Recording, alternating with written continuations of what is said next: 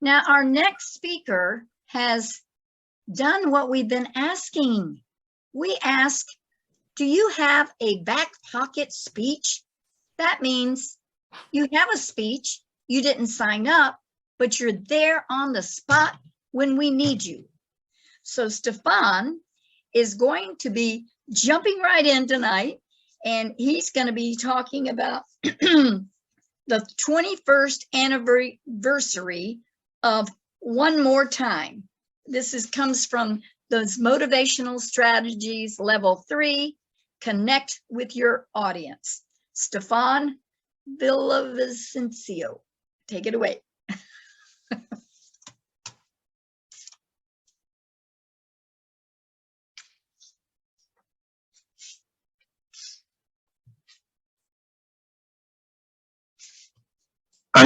Unmute yourself, Stephan.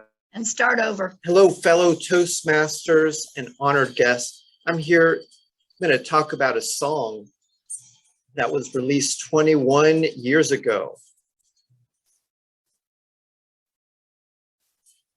And this song was special. We can't hear the song, Stephan. Oh, okay, that's fine. I turned it off. I just let you listen to a little bit.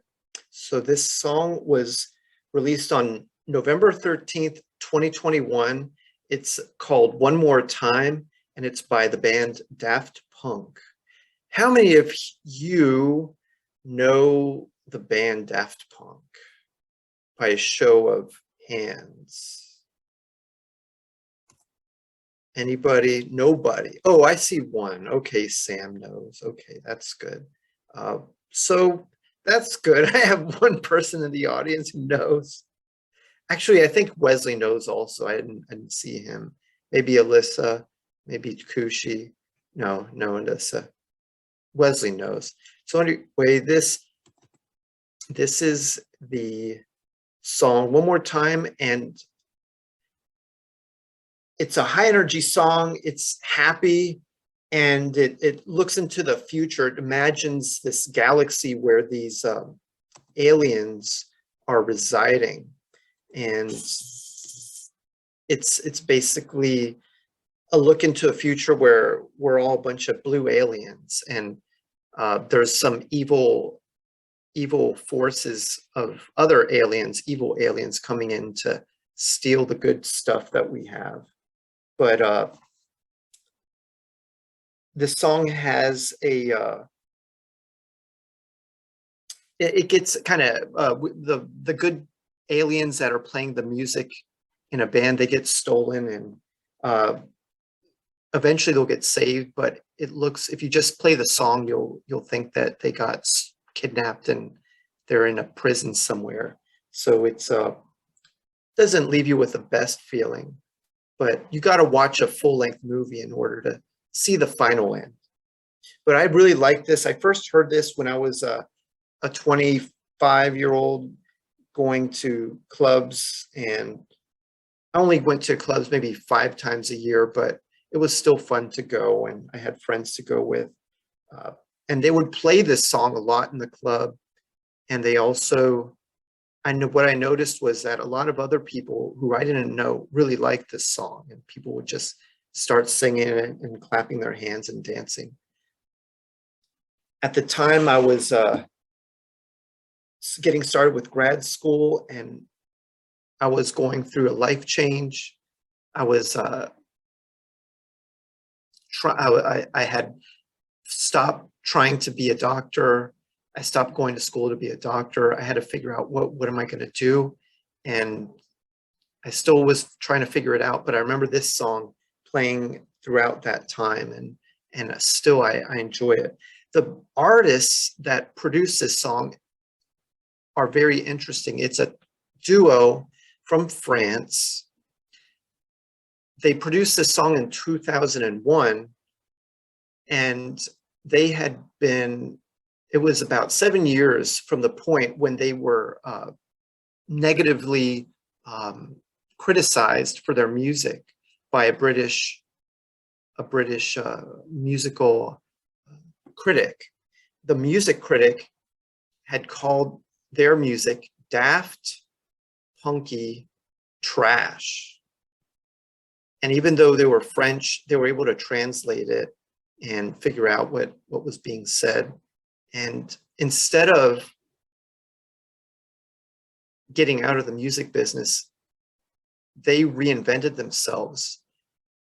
They used to play guitars. They looked more like an alternative rock band with some acoustic guitars and some basic drums and bass. And then they transformed themselves into an electronic dance music band.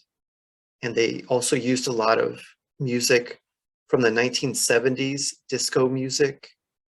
And they also worked with a music producer who was doing disco. His name was Giorgio Moroder from Italy. And that collaboration really helped them. And they also collaborated with other musicians. What was really great was in 2013, they won Grammy of the Year, Grammy Record of the Year, and Grammy Album of the Year. And this is in the United States, the Grammy Music Awards.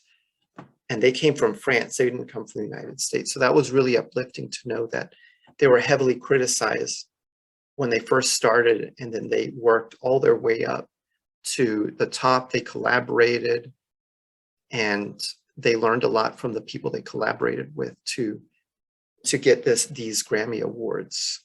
And I think they really did it for their love of the music instead of just trying to win the award. But it just goes to show you, if you really love something and you pursue it, you can really go far. To summarize, I really love this song. It's just fun and looking into the future, but I just love this whole space theme and the futuristic type of visuals and the sounds. But I also love the story of Daft Punk and how they picked themselves up from their bootstraps and made themselves successful and enjoyed themselves while doing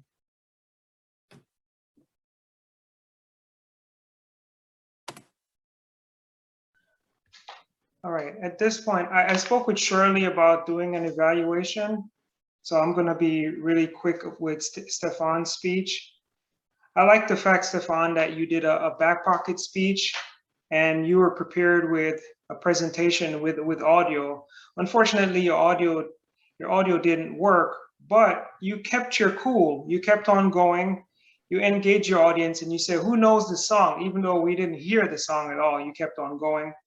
I like that you shared the synopsis. I knew about the song, but not a lot about the band. So you educated me a lot about the band and how they came to be and how their name came out. Because I actually once thought to myself, how did they come up with that name? But I never did Google it. You mentioned that you heard it at the club. I think you have an opportunity there to describe the scene at the club. Imagine walking in the club, you're 25 years old, you'd stop being in medical school and you're kind of feeling down, and then you come in and all of a sudden it's like, here's the song thumping in the club. Because we couldn't hear the audio, so it's kind of hard to imagine that, but you could have really thrown some gestures in there to kind of give us an idea of how the bass was thumping on the walls and you heard the windows rattling.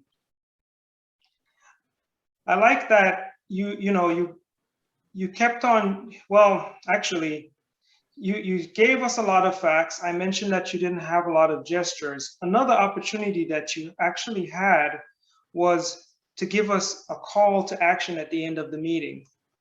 You just kind of abruptly ended the speech versus saying something along the line of, I really, really love this song. And if you were to go out and listen to the song after this meeting, you will realize how much I love this song and why I love this song, because it gets me so excited every time I hear it. Something along that line would have really prompted us to do something following your speech. Let's see here. My notes are all over the place here. There's some opportunities there as well for you talking about quitting medical school. I think that would be a good opportunity for you to do a speech about why you're not in medical school, why you decided not to, what happened to you at 25.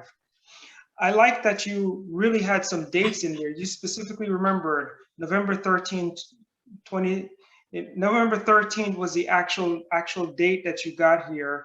And you kind of just went into a lot of details about the band, but really there's a lot of opportunities there for vocal variety, a lot of opportunities for descriptive language. But otherwise, I see you're coming along really well, and you've used a lot less ahs and ums in this speech, even considering the fact that it's a back pocket speech. So you may want to look into that and understand, why is it that you're delivering this speech tonight and you had less ahs and ums versus your practice speeches? And otherwise from that, keep growing, keep practicing. I see a lot of growth happening in your speech career. Thanks, Stephan.